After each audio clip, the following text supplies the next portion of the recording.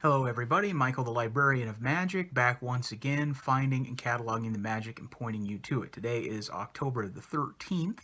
I have another drawing of a Disney villain. If you followed me thus far, you know all of my usual disclaimers and where to find my other videos. I appreciate you watching thus far. I've got another drawing for you today, so I am going to jump straight away into it. Today's sketch is Clayton from Tarzan.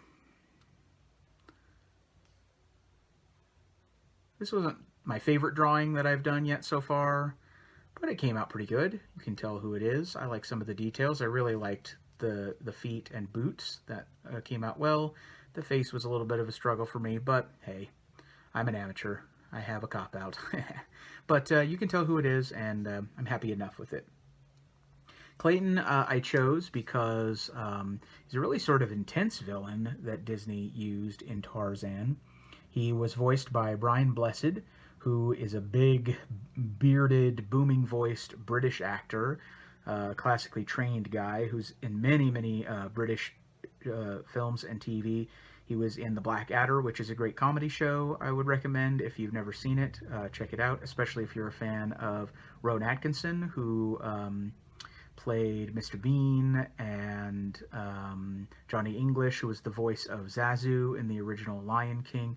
It's a really great historically based comedy show, British comedy show. Brian Blessed was also in Doctor Who, the film Flash Gordon from 1980, many of Kenneth Branagh's Shakespeare movies that he directed. He was the voice and character model for Boss Nass in Star Wars Episode 1, The Phantom Menace. And then, of course, he voiced Clayton here in Tarzan. He also, even though Tony Goldwyn was the speaking voice of Tarzan in the Disney film, Brian Blessed did the yell for Tarzan. He apparently was a little bit better at that than Clayton.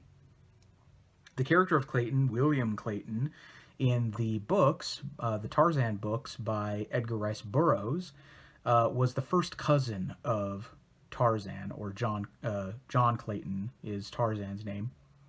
He's the first cousin who becomes Lord Greystoke. He earns the title of Lord Greystoke when Tarzan is presumed to be dead, and the peerage passes from his father's estate to his father's younger brother, and then subsequently to his brother's son, who is William Clayton. And then that's sort of one of the central conflicts in some of the Tarzan novels, of which there are many, that Clayton is Lord Greystoke, but Tarzan is the rightful Lord Greystoke, and they never realized he was alive.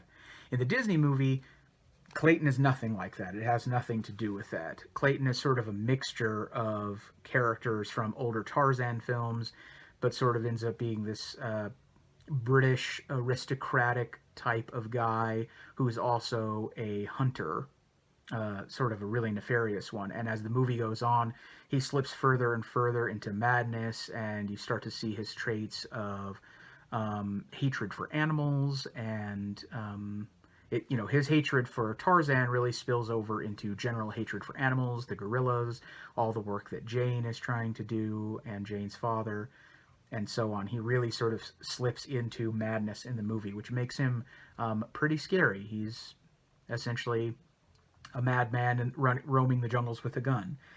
Character-wise, design-wise, he's sort of got a Clark Gable, John Barrymore vibe. I think that's what the animators were going for, and you can really see that in the design. I don't know if I necessarily made it so effective with my drawing, but in the film, it's definitely obvious. And then the thing that makes the villain stand out in my mind, that makes him really indelible, and why I chose him, is just the final showdown that he has with Tarzan is really memorable. It's really tense and well animated, and then Clayton dies in the end and has probably the most graphic or grisly death scene in animated Disney history, in my opinion, in which he gets hung up in the jungle vines as he tumbles over an edge, and there is a shot of a lightning bolt after the fact, and you see in silhouette that Clayton's neck has been broken and he has been hung in the jungle vines, and you see him dangling there, or the silhouette of his body dangling there, which by Disney standards, is pretty graphic. If you get your hands on the special edition DVD of Tarzan, there's actually a deleted scene, death scene, which was going to be totally different, where Tarzan and Clayton are fighting on a boat, and Tarzan gets drugged down with the ship as the boat explodes, and there's you can actually see the scene as a deleted scene on one of the DVDs. That was deemed to be too dark for children, and they went with the silhouetted hanging scene, which in books, if they ever do like little golden books of Tarzan or any shows that reference that, they kind of slightly alter or gloss over the fact of the hanging and really more portray it as if he fell over the edge of a cliff, because it's a relatively shocking scene for an animated Disney movie, but it's a very effective finale, his showdown with Tarzan, and he's a very intimidating villain, and one that I wanted to draw. I like the character design. I thought it would be interesting to try. He's not my favorite Disney villain of all time by any means, but if I was making a top 30 like I'm doing this list, or a top 31, yeah, he's probably on there. So I decided to give him a go. I thought it was an interesting thing to draw, and I'm relatively happy with it. It's not my favorite that I've done so far, like I said, but that's my crack at Clayton from Tarzan. Is Clayton one of your favorite villains, or is Tarzan one of your favorite movies? I know a lot of people that like it. They like the Phil Collins soundtrack, or the way they intersplice 3D with traditional animation. It's a pretty cool movie. If you haven't watched it in a while, or if you haven't seen it at all, I would recommend checking it out. Thanks, as always, for watching these videos. If you like the content that you're seeing, give me a thumbs up or let me know below. That will let me know that you're interested in what I'm doing, or at least in this